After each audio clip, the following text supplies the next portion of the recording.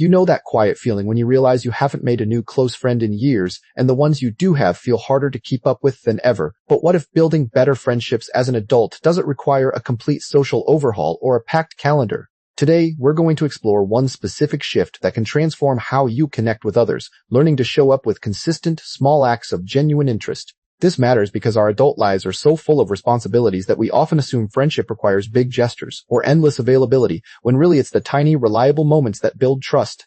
When you start practicing this one change, you might notice that conversations feel less forced and that people begin to open up to you more naturally. The mistake most of us make is thinking we need to be fascinating or always available, when the real secret is simply being someone who remembers the small things and follows up.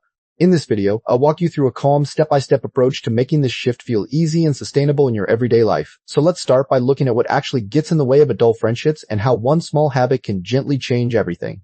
When we talk about building better friendships as an adult, we're really talking about the kind of connection that feels steady and real. It's not about having a huge social circle or being the life of the party. It's about knowing there are people who genuinely get you. In practical terms, this means having friends you can text about a hard day and know they'll respond with care. It's also about showing up for them in small ways, like remembering their birthday or checking in after a tough week. A common misunderstanding is that adult friendships have to look the same as they did in college or high school, and that just isn't true. The relief here is that better friendships as an adult often feel more grounded because you both know what you need. The simple takeaway is that this topic is about quality, not quantity, and it starts with being honest about what connection means to you. So let's look at why this kind of friendship matters so much for your everyday life. Having close friendships as an adult directly affects how you handle stress and how happy you feel day to day. Research consistently shows that people with strong social ties live longer and report higher life satisfaction. On a simple level, when you know someone has your back, the hard parts of life feel a little lighter. Even just a 5-minute phone call with a good friend can shift your entire mood after a draining afternoon. The tricky part is that adult life gets busy, and we often let friendships slide without realizing the cost to our well-being. The insight here is that investing in friendship isn't selfish. It's actually a form of self-care that pays back in emotional resilience. A practical takeaway is to view your friendships not as optional extras, but as essential parts of your support system. Next, let's talk about what life feels like when this kind of connection is missing. When you don't have solid adult friendships, loneliness can creep in even if you're surrounded by people. You might feel like you're going through life alone, with no one to really celebrate your wins or sit with you in the hard moments. This often shows up as a vague sense of disconnection, where you scroll through your phone but don't feel close to anyone on the other end. A realistic truth is that many adults feel this way, especially after major life changes like moving, changing jobs, or becoming a parent. The pitfall is that you might start believing it's your fault, or that others somehow have it easier when it comes to friendship. The relief is knowing that this emptiness is not permanent. It's a signal that something important needs your attention. A useful takeaway is to recognize the feeling rather than push it away, because that awareness can be the first step toward change. Now let's explore the common habits and beliefs that often block us from building better friendships. If this idea of building friendships as an adult feels like something you want to explore more, I'd love to hear from you. Take a moment to pause and think about one small step you might try this week. Maybe it's sending a text to an old friend or saying yes to a casual invitation. What part of today's video felt most relatable to you? I'd be grateful if you shared your thoughts in the comments below. Your story might encourage someone else who is feeling the same way. And if you haven't already, please hit that subscribe button so we can keep exploring these ideas together. Thanks for being here, and I'll see you in the next part of the video. One major block is the belief that friendship should happen naturally, so if it doesn't, you assume something is wrong with you. Another common pattern is waiting for the other person to reach out first, which can leave both sides feeling ignored. We also tend to overestimate how much effort friendship requires, convincing ourselves we need to plan elaborate hangouts. A realistic pitfall is comparing your current friendships to past ones, especially those from easier, less busy times in your life. The misunderstanding here is that adult friendship needs to look exactly like childhood friendship when it actually requires more intention but can be just as rewarding. The helpful insight is that these blocks are just habits, not permanent flaws, and habits can be changed. A simple takeaway is to notice one block you recognize and just name it without judgment. From there, we can move into the first mindset shift that will help you start building better friendships. The first mindset shift is to stop seeing friendship as something that either happens or doesn't, and start seeing it as a skill you can practice. This matters because it takes the pressure off. You don't have to be naturally charming or extroverted to build strong connections. In simple terms, think of friendship like a garden. You need to water it regularly, but you don't have to be a master gardener. A practical way to apply this is to tell yourself, I can learn how to be a better friend, just like you could learn any other skill. The realistic truth is that changing this mindset will not happen overnight, but every small attempt moves you forward. The relief is that you no longer have to blame yourself for past struggles. You can focus on what you can do now. A helpful takeaway is to write down one friendship skill you want to get better at, like listening or reaching out. Once you've shifted your mindset, you'll be ready for the first practical step to begin changing this. The first practical step is to pick one existing friend and commit to a simple, low-pressure plan to connect this week. It doesn't have to be a big conversation, just a text asking how they're doing or a short phone call. The reason this works is that it breaks the cycle of waiting and takes the guesswork out of who should reach out first. A realistic detail is that you might feel awkward at first, especially if it's been a while since you last talked. The pitfall to avoid is thinking you need a perfect reason to reach out. You don't. Just saying, "I was thinking of you" is enough. The benefit is that even one small action builds momentum, making your next effort feel more natural. A simple takeaway is to set a specific time, like tomorrow afternoon, to send that message. With this small step, you've started building the foundation for better friendships, and we'll explore how to keep that going next. So what does building better friendships actually look like when you're just living your normal week? It's not about grand gestures or planning elaborate outings every single weekend. Instead, it shows up in small, consistent moments of connection that don't feel like a chore. Maybe it's sending a quick voice note to a friend when something reminds you of them, or remembering to ask about their big work presentation.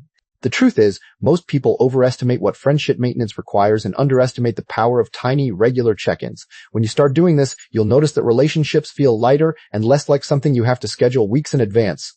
A simple text that says, "Thinking of you" can do more for a friendship than a perfectly planned dinner that never happens. Let's look at a simple daily practice that makes this kind of connection feel automatic. One of the most effective habits you can build is what I call the 2-minute reach out. It matters because it removes the pressure of finding the perfect time or crafting the perfect message. The idea is simple. Once a day, take just 2 minutes to send one small message to a friend. It could be a funny observation, a photo of something interesting, or just a quick "hope you're having a good day." The mistake people make is thinking they need to have a full conversation or catch up on everything at once. The relief here is that you're not trying to solve anything or fill any silence, you're just reminding them they exist in your world. Set a loose reminder on your phone or tie it to something you already do, like during your morning coffee. Now, let's talk about a common mistake that can quietly undo all this progress. If you're looking for more gentle, practical ideas to help you build a happier and more intentional life, I have a suggestion. Head over to www.happylifetribe.com, where you'll find a space filled with encouragement and support. There are articles, reflections, and simple tools designed to help you navigate everyday challenges like the ones we talked about today. Whether you need a fresh perspective on friendships or just a quiet moment of calm living inspiration, it's all there for you. The site is meant to be a helpful companion for anyone wanting to live with more intention and emotional balance. You can explore it at your own pace without any pressure. Think of it as a gentle resource you can return to whenever you need a little extra support. I hope you find something there that feels like a warm reminder of your own strength. A really common mistake people make is keeping score of who reached out last or who did more for the friendship. This matters because it turns connection into a transaction, which drains the warmth right out of it. When you start tracking favors or messages, you're no longer being a friend, you're being an accountant. You might find yourself thinking, "Well, I texted them last time, so it's their turn now," and then days turn into weeks of silence. The pitfall here is that this mindset makes you feel resentful even when the other person has no idea there's a scoreboard. The benefit of letting go of this is that you free yourself to reach out purely because you want to, not because you owe something. A good rule of thumb is to reach out when you think of someone, regardless of who texted last. Next, let's look at how to make this whole process feel realistic instead of like another thing on your to-do list. To make this feel realistic, you have to accept that not every friendship needs the same amount of effort or attention. This matters because trying to maintain every relationship at the same level is exhausting and unsustainable. Think of your friendships like a garden. Some plants need daily watering, others only need a check-in every few weeks. A practical way to do this is to sort your friends into loose categories like close, casual, and old friends you want to stay in touch with.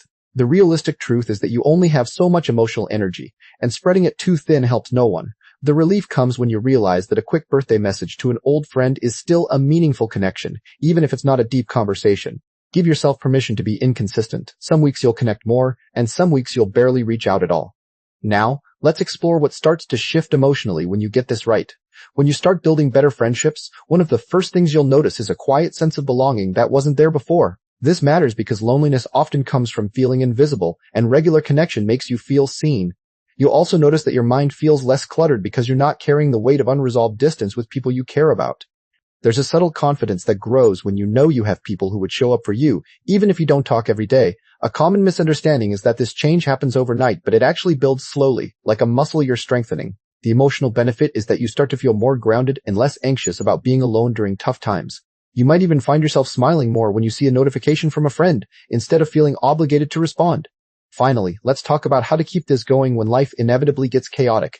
When life gets busy, the first thing that usually gets dropped is social connection, but it doesn't have to be that way. This matters because momentum is fragile, and a 2-week gap can easily turn into a 2-month silence.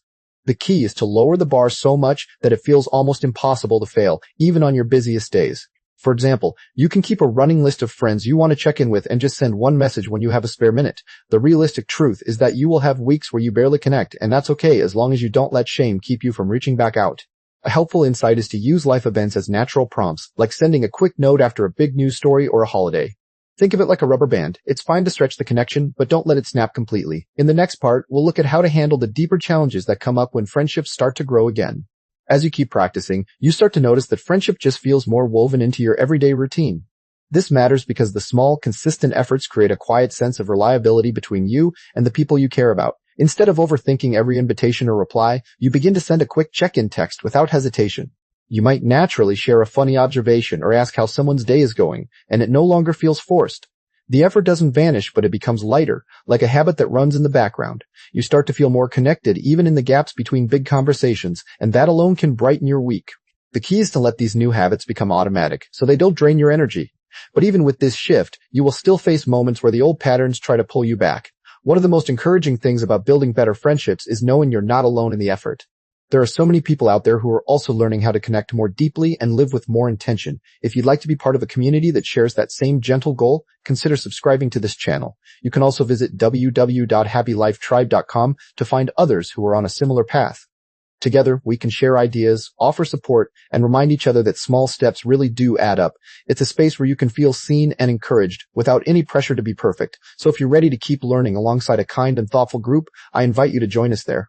Thank you for being part of this journey, and I look forward to seeing you in our little corner of the world. No matter how steady your progress seems, a busy season or a rough week can still throw you off balance. This is important to acknowledge because setbacks are not a sign that you are failing, just part of the natural rhythm of adult life. You might miss a planned hangout, forget to reply to a message, or feel too drained to reach out at all. That silence can stretch into days, and suddenly the old habit of withdrawal feels familiar again. You might catch yourself thinking, I messed up, so why bother trying? But that thought is a trap. The truth is, friendships can handle pauses, and a short break does not erase the trust you have built. The real test is how you choose to respond when you notice you have slipped. That moment of awareness is your opportunity to recover, not to give up. The first step to recovering is to treat yourself with the same kindness you would offer a friend in the same situation. Self-compassion matters here because guilt and shame usually keep you stuck, while grace helps you move forward. A simple way to restart is to send a brief, honest message like, hey, I've been quiet, but I've been thinking of you. You do not need to explain or apologize for the silence. Just reconnecting breaks the cycle. The hardest part is the fear that the other person might be annoyed or has moved on, but that rarely happens. Most people appreciate the gesture and are just glad to hear from you, even after a gap. One small reconnection can reset your momentum and remind you that the door is never really closed. This kind of recovery becomes easier over time, and it helps you realize that this approach is not just for people who have it all figured out. This whole approach is especially helpful for anyone who has ever felt lonely or disconnected after a major life change. It matters because adult friendships are universally hard, whether you just moved, changed jobs, or became a parent. It is also for people who are naturally introverted or who tend to wait for others to make the first move. Even busy professionals or those caring for family members can benefit because the steps are small and flexible. The deeper truth is that this is not about personality type, it is about learning to be intentional with the time you have. When you stop waiting for the perfect friendship moment, you start creating real connections in the middle of ordinary life. So if you have ever felt that your social life is fading, this way of thinking can give you a practical path forward. Now that you know who it is for, the next step is to put it into action starting today. To begin, pick just one person you would like to reconnect with or deepen your connection to. Taking action right away is important because it replaces the risk of overthinking with a single, clear step. Send them a short text, a voice note, or even a quick call. Keep it simple and without pressure. You could say something like, I was thinking about that time we talked about topic and it made me smile.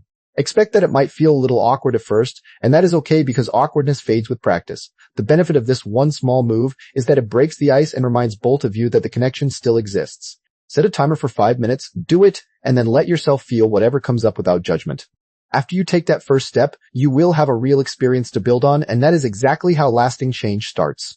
Building better friendships as an adult is not about being perfect or having a huge circle of people around you. It is about learning to show up consistently, even when your life feels messy or your energy is. As we wrap up here, I hope you feel a little more ready to take one small step toward building the kind of friendships that truly matter. Remember, you don't have to overhaul your entire social life overnight. Just one genuine conversation or a simple invitation can be a beautiful start. If this video resonated with you, please take a moment to like it and subscribe to the channel for more gentle guidance like this. For ongoing encouragement, practical ideas, and a supportive community, visit us at www.happylifetribe.com. There you'll find more calm living inspiration and mindful lifestyle guidance to help you build a happier, more connected life. You are not alone in wanting deeper friendships, and every small effort you make is a step toward the warmth you deserve. Thank you for spending this time with me today and for being open to trying something new in your relationships. I hope you carry a little bit of hope and ease with you as you go about your week.